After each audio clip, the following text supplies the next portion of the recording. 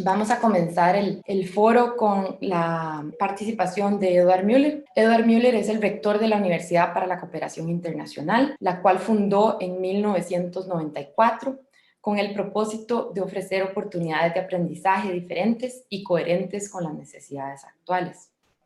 Edward ha trabajado en sostenibilidad desde la década de los 80 y se ha dedicado a promover el desarrollo regenerativo durante la última década.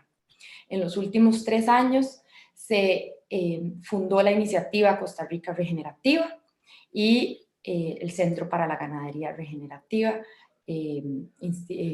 Hope the Savory Institute en Costa Rica. Eduard ha participado en proyectos y organizaciones variadas a nivel nacional e internacional, como la Carta de la Tierra, el Patrimonio Mundial de la UNESCO, la UICN, el PNUD y otros. Además, hoy es miembro de iniciativas globales pioneras de la regeneración, como Bounce Beyond, Regenerative Communities Network, entre otros. Le damos la más cordial bienvenida a don Eduard. Muchas gracias. Gracias, Fernanda, y muchas gracias a los copanelistas y a todos los que nos escuchan. Esto es como un sueño vuelto realidad para mí porque no sé si saben, pero yo empecé como veterinario trabajando con ganadería hace muchas décadas y después tomé otros rumbos y hasta ahora tengo oportunidad de volver a trabajar con lo que me apasiona en el inicio de mi carrera. Y con una fuerza que realmente no esperaba, porque a mi criterio creo que la única solución real que tenemos a corto plazo es a través de la ganadería, que es un poco lo que les quiero introducir hoy. Y esto va contracorriente, va contra el flujo normal de información científica y ha sido una lucha increíble para que los hayan llevado hasta ahora y no será fácil cambiar esa percepción de la realidad. Necesitamos organizarnos y yo creo que este foro es un gran paso adelante para poder llegar a tener la fuerza necesaria para finalmente empezar a encontrar una lógica en la toma de decisiones. Voy a compartir una presentación para poder agilizar un poco el planteamiento. Y justamente lo que UCI ha venido trabajando en el tema de regeneración es abriendo oportunidades de co-creación, porque necesitamos soluciones diferentes. Y como mencionaba al inicio, la ganadería realmente nos brinda una enorme oportunidad. Sabemos que estamos ya en procesos de colapso. El último informe que salió en agosto, el secretario general de Naciones Unidas dijo que es código rojo para la humanidad. Lo estamos viendo con los datos. Lo estamos viendo hace 30 años y no hemos reaccionado. Tenemos básicamente 26 negociaciones globales que nos suma toda la gente que fue y los resultados, a mi criterio, siguen siendo un fracaso y esos procesos creo que no van a solucionar.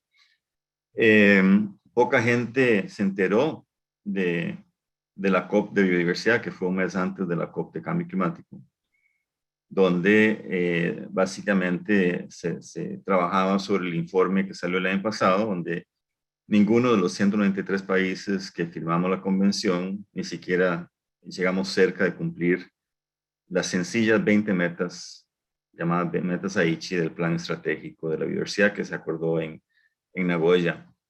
Yo trabajé en ese proceso, fui negociador de Costa Rica en ese momento y también con la UICN. Trabajamos duro durante años en elaborar esos procesos y llegar a esas 20 metas, pensando que ya, más sencillo que eso, era imposible no hacerle caso. Y simplemente pasamos la página, le pateamos el balde una vez más hacia adelante y ahora estamos en una situación crítica en temas de biodiversidad. Entonces, para mí, esos procesos de la COP, de los cuales fui parte durante varios años y juré nunca más volver a perder el tiempo en ellos. Para algunos han sido éxitos. Para mí, yo veo a largo plazo. Veo 26 reuniones de cambio climático, donde realmente no hemos revertido esa curva inicial que le mostré. Ni siquiera con COVID. El año pasado logramos reducir emisiones significativamente. Y creo que mucho lo tiene que ver con una ciencia reduccionista que viene de los griegos, definiendo una pregunta, una hipótesis con una respuesta, y perdimos la capacidad de pensar sistemáticamente, sistémicamente. Y los problemas actuales son complejos y requieren soluciones holísticas.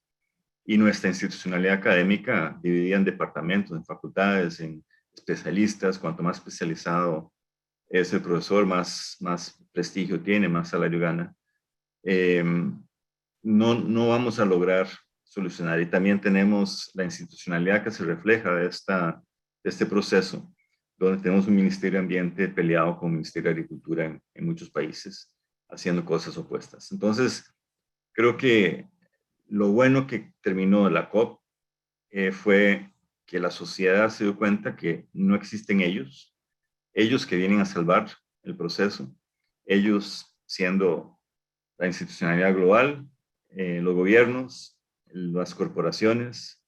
Realmente lo que ocurrió en Glasgow, que nadie esperaba nada diferente en realidad, pero creo que no estábamos preparados para recibir un espaldarazo tan grande de los intereses que manejan todos estos procesos globales. Entonces, volviendo a los límites planetarios, y que para mí esto fue la base real para el desarrollo del concepto de regeneración, donde tenemos que ver los cambios globales integrales, y el cambio climático simplemente es uno de ellos. Inclusive en estos momentos ni siquiera es el más importante aún en cuanto a los impactos que afectan nuestra operación segura como seres humanos. Estamos claramente en el antropoceno, y como dije, la gente ni siquiera se enteró de una COP en biodiversidad, y los niveles de biodiversidad ya están muy por debajo de los que se permiten un funcionamiento de los ecosistemas para mantener el ser humano. En 3/4 partes de la superficie terrestre, los ecosistemas ya no brindan los servicios necesarios para mantenernos, ni hablar del resto de la vida en el planeta. También se ha mantenido por debajo de la mesa con procesos bastante turbios de lobbying, entre comillas, lobbying en Estados Unidos, para otros países podría llamarse inclusive corrupción, entre petroquímicas, academia, en fin. Los fertilizantes es la segunda causa ya en alto riesgo para sacarnos del planeta, y han logrado permanecer por debajo de la mesa. Y ahí hay muchos millones de dólares que fluyen en todas direcciones. Cambio de uso del suelo y, como dije después, cambio climático. Pero la agricultura es responsable del 80% de los cambios globales, no el cambio climático, solo el 30% del cambio climático. Pero de los cambios globales es la agricultura. O sea, la forma en que producimos alimentos es básicamente la razón por la cual estamos donde estamos. Y uno se fija a nivel mundial y a nivel nacional en los programas de descarbonización famosos, el tema de reducción de emisiones, y un sesgo importante. Hasta el año pasado, si no me equivoco, ¿sí? Fui miembro del Consejo Científico Cambio Climático de Costa Rica, y decidí renunciar porque no lograba que los otros científicos que formaban parte de ese consejo siquiera estuvieran abiertos a hablar de otras oportunidades, como el carbono en suelo. Para la COP, la pre-COP 25, que se hizo en Costa Rica en octubre hace 2 años, logré organizar un evento de carbono en suelo, pero contracorriente, y los compañeros del 4C no me autorizaron a hacerlo a nombre del 4C, porque todavía no había ninguna seguridad del rol del suelo en el cambio climático. Entonces, cuando uno se topa a ese tipo de visiones reduccionistas, es muy complejo. Inclusive en el plan de descarbonización, solo logramos incorporar un párrafo sobre carbono en suelo. El resto es reducción de emisiones, sobre todo en conductividad eléctrica. Y para mí, a pesar que manejo un carrillo de esos que está ahí, eso es una solución de maquillaje. Eso no va a salvar nada el planeta. Y el enfocarse en esas soluciones realmente no es una solución viable en el tiempo ni en sus impactos. Y de por sí ya hay que reducir carbono, lo que está en la atmósfera. O sea, cuando se escucha hablar de 1.5, de 2, de 2.5, etcétera, al 2050, es como ilógico pensar en que todavía tenemos esos tiempos. Y todavía, esto salió el mes pasado, no es el CO2, es el metano, y muestran la vaca. Entonces, de nuevo, yo diría hasta cierto punto posiblemente es una desinformación a propósito, probablemente las petroquímicas y otras responsables del real cambio climático. Tenemos actores famosos, McCartney empezó esto hace una década, el Meat Free Monday, nuestra estimada y reconocida globalmente Cristiana Figueres sigue insistiendo que hay que eliminar la carne, o sea, no logran pasar a analizar nuevos datos. Y tenemos ahora cada día más procesos de veganismo, carne artificial, en fin, como si esto realmente fuera la solución y se está metiendo mucho recurso económico en estas soluciones. Hace años tenemos información que nos permitiría actuar. Zeth Itzkan de Soil for Climate realmente ha sido uno de los abanderados en este proceso de difundir esto. James Hansen, uno de los científicos más importantes a nivel mundial, ya hablaba que arriba de 350 partes por millón no hay forma de que el planeta se mantenga. Estamos hablando de 450. O sea, no tenemos ni siquiera una noción de que ya pasamos los puntos críticos, los tipping points, ¿no? Con propuestas sencillas, 2% de carbono en los suelos y reduciríamos los niveles de CO2 en la atmósfera a niveles preindustriales. Y esto es de Ratan Lal, un famoso científico que el año pasado publica este otro artículo que ya debería haber cambiado la historia de la COP pasada, porque el poder solucionar el tema cambio climático en pocas décadas, simplemente manejando el carbono y simplemente manejando la agricultura y la ganadería, son soluciones muy baratas y que además tendrían impactos positivos en el tema de enfermedades producidas el cáncer, por ejemplo, los impactos del glifosato, que son terribles a largo plazo, los crónicos, en fin, pero ahí hay una falta de transparencia, una falta de poder desaprender de académicos científicos que ahora, no sé, les da pena decir, uy, sí, estuvimos equivocados.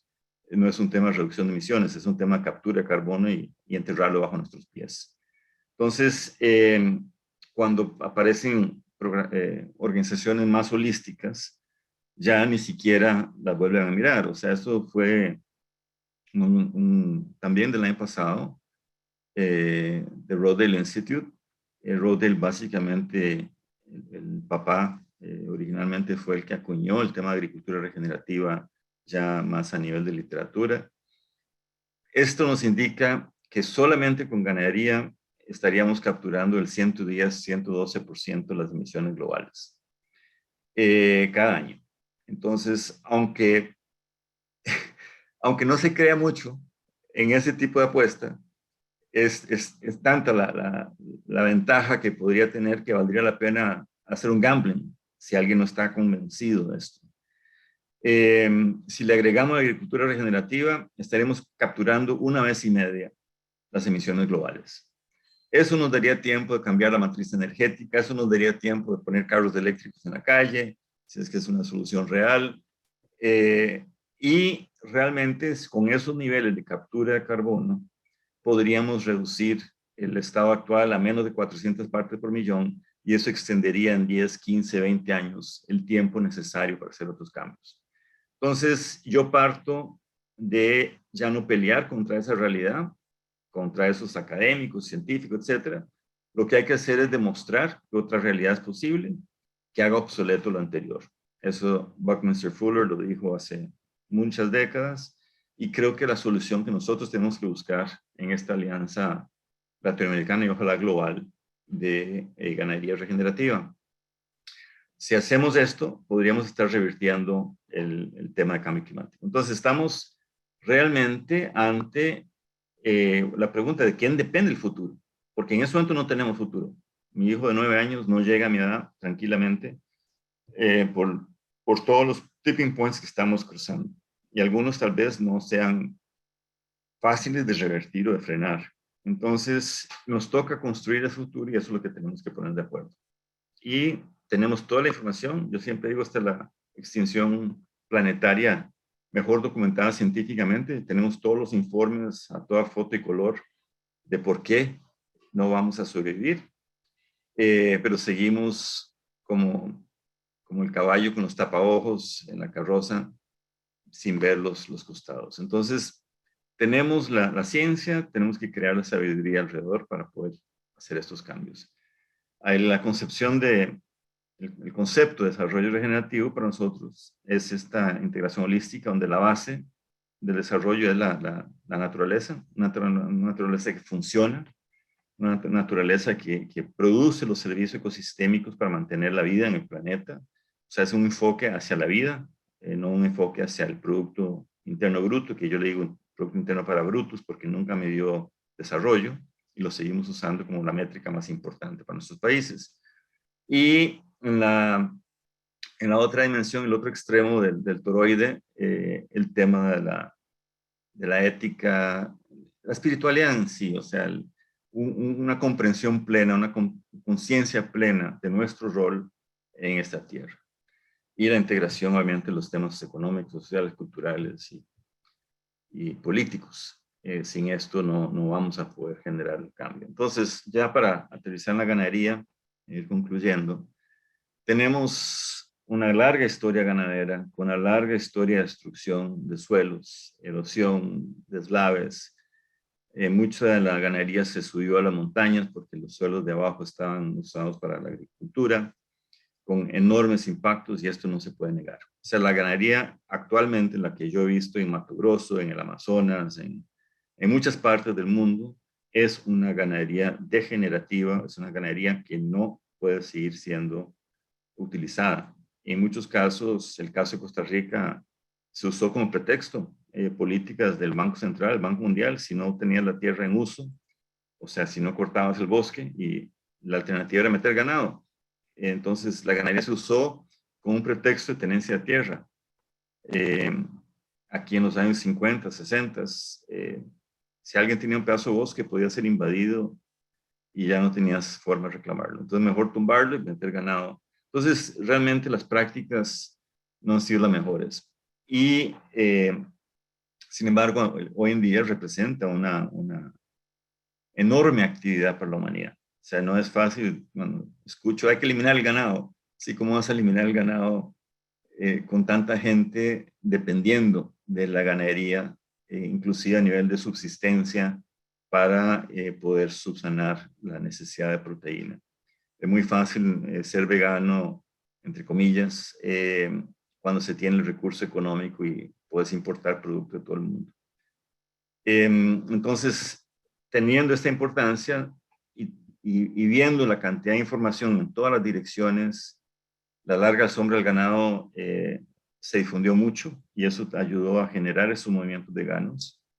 Pero va en todas las direcciones y realmente ahí tenemos que ver entonces cómo logramos revertir algunos de estos daños que no creo que sean responsabilidad plena de la ganadería como se quiere hacer ver a nivel internacional, pero que definitivamente están afectando los procesos de producción en todo el mundo y sobre todo en nuestra región América Latina.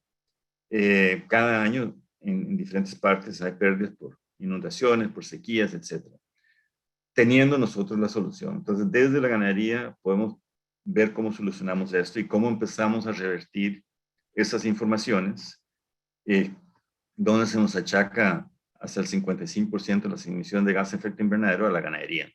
Eso fue un artículo de un tico que trabajaba en Australia, que lo publicó haciendo toda la contabilidad, pero carece de la visión ecosistémica, carece de ver cuál es el rol del ecosistema. Alan Savory, por otro lado, tiene 50 años estar hablando que no es the cow, es the how, cómo producimos la ganadería, lo que provoca estos problemas, y ha sido altamente criticado. O sea, una cosa que le admiro es su persistencia, porque yo creo que mucha gente ya se habría dado por vencida con todo el odio que la ciencia tradicional ha atacado sus aseveraciones. Y todo está ahí, o sea, la historia, el planeta pasó de 4.000 partes por millón de CO2 en un planeta inhabitable a 280, que lo hizo habitable por muchos miles de años en el último periodo. Y mucho fue gracias a una relación ecosistémica donde tenemos grandes rumiantes, manadas y los pastos. Entonces hay un montón de literatura en contra, o sea, ¿cuánta agua usa una vaca? Bueno, ¿cuánta agua usa una vaca? O sea, ¿de qué se trata? Estamos hablando del agua de lluvia, estamos hablando de que el agua se queda dentro de la vaca y se pierde para el ecosistema. O sea, son métricas totalmente, si uno las ve bajo una sola lupa de un reduccionismo absoluto, puede hacer sentido, pero ya a nivel ecosistémico no tiene ningún sentido. Entonces, tenemos que atender los diferentes temas y mostrar cuál es la realidad usando una ganadería holística. Sabemos todos el tema de cómo el pasto produce los azúcares que alimentan los hongos y la relación bacteria-hongo y las bacterias que fijan el nitrógeno en la atmósfera y funciona entonces ya como un fertilizante natural, el rol de las hifas, etcétera. Todo eso se sabe hoy en día. El tema es entonces parar de hablar, parar de hacer diagnóstico, parar de pasarse meramente en conferencias y actuar. Y la información está ahí, podemos realmente tener una bomba de carbono muy eficaz fuera del alcance de los incendios. Todavía cuando veo esas iniciativas de trillones de árboles en el Sahara, etcétera, todo es reforestación. Lo que pasó en Canadá este año, lo que está pasando en Siberia todos los años, el año pasado fueron 26 millones de hectáreas quemadas. En Bolivia el año pasado se quemó una porción de bosque equivalente al de Costa Rica. Los procesos de sequía van a ser volátiles, ese carbono almacenado en árboles, mientras que el carbono almacenado en el subsuelo está seguro siempre y cuando manejemos bien el pastoreo. Entonces, ¿podemos revertir el cambio climático? Sí. ¿Cuándo? 30 años, 25 años. No importa, no tenemos que llegar a los 280. Si logramos bajar a menos de 400, ya se nos extiende el tiempo de reacción. Estas son las famosas fotos de Savory que se usan por todo lado y realmente ya hay demostración. El tema es por qué no logramos realmente maximizar esta información. Entonces, hicimos en la Precop con The Carbon Underground este evento de salud del suelo, muy exitoso a mi criterio. Sin embargo, a pesar de que los Climate Change Champions de la COP metieron el tema de carbono en suelos, no fue protagónico en la COP, ni siquiera el océano, que hasta ahora nos ha salvado de los CO2 que hemos emitido, estuvo en la mesa real. Entonces, estamos trabajando muy de cerca con The Carbon Underground y con otras organizaciones, Savory, etcétera, y queremos realmente fortalecer esta alianza regional para tener la fuerza y los datos necesarios para poder avanzar. Justamente ahora, el 1 de diciembre, estoy con The Carbon Underground en Texas. Ahí hay unas buenas sorpresas para el año entrante que van a cambiar la realidad de las mediciones de carbono y otras cosas. The Carbon Underground ya ha hecho una alianza con Savory también. Entonces, para poder escalar esto y que realmente se torne una solución viable a nivel global, simplemente necesitamos registros, una línea base y monitoreo continuo. O sea, no podemos quedarnos solamente con los beneficios del ganadero. Tenemos que sistematizar lo que ocurre en los suelos, en la biodiversidad, en la parte económica. ¿Cuál es el incremento? Yo puedo duplicar, triplicar el número de animales. ¿Cuál es la rentabilidad? El tema de erosión de suelos, fundamental. Que el INTA ha estado siguiendo, si no me equivoco, la finca de don Fernando, allá en Fortuna, con 1 centímetro al año de incremento en suelo. Y los registros económicos, ¿cuál es el nivel de inversión requerido? Que realmente no es tanto, pero necesitamos los datos, por hectárea, por animal o por lo que sea. ¿Cuál es el retorno en producción, en valor? ¿Cuál es el acceso a mercados? Logramos un mercado diferenciado a través de una marca. Entonces necesitamos una narrativa. Y yo creo que deberíamos pasar los próximos meses construyendo esa narrativa y lanzándola a nivel global para empezar a tener tracción. Como le mencionaba, cuando uno mira mapas de Centroamérica, estamos perdiendo 200 toneladas de suelo por hectárea año. Esos son 24, 25 vagonetas cargadas con bajote en cada hectárea y tiradas al río. Y del río se van al mar. Imagínense cuánto barro, cuánto suelo fértil tenemos que echarle al mar para teñir el mar cada vez que llueve por kilómetros mar adentro. O sea, es absurdo, pero muy poca atención se presta. O sea, vamos a reducir emisiones, pero ¿y qué pasa con regenerar el suelo, con regenerar la biodiversidad? Entonces tenemos que partir hacia una visión mucho más holística, donde medimos inclusive a nivel de paisaje, cuál es el impacto de la biodiversidad. Esas fotos son del mes pasado aquí, es el decano de nuestra Facultad de Ambiente y Desarrollo. Necesitamos empezar a medir realmente los impactos en el paisaje alrededor, aumentar la conectividad ecológica, porque la biodiversidad es crítica, y al aumentar la biodiversidad y al aumentar la vegetación y capturando carbono, podemos revertir todos esos procesos muy rápidamente. ¿Cómo logramos ver un paisaje y ver, por ejemplo, conectividad y cómo mejorar la conectividad en ese paisaje? Si podemos duplicar la ganadería por hectárea, significa que también podemos devolverle un 20 o 30% de cada finca a la conectividad ecológica. Y con eso realmente tener un impacto matricial importantísimo en revertir estos procesos. Entonces, todo esto es un llamado para que generemos protocolos regionales, tal vez inclusive globales, que nos permita realmente generar una narrativa convincente hasta para la señora Cristiana Figueres y que ella cambie su discurso y diga, en la próxima COP tenemos que ver cómo mejoramos la ganadería en todo el planeta porque eso nos puede salvar. Entonces, muchísimas gracias y paro por acá.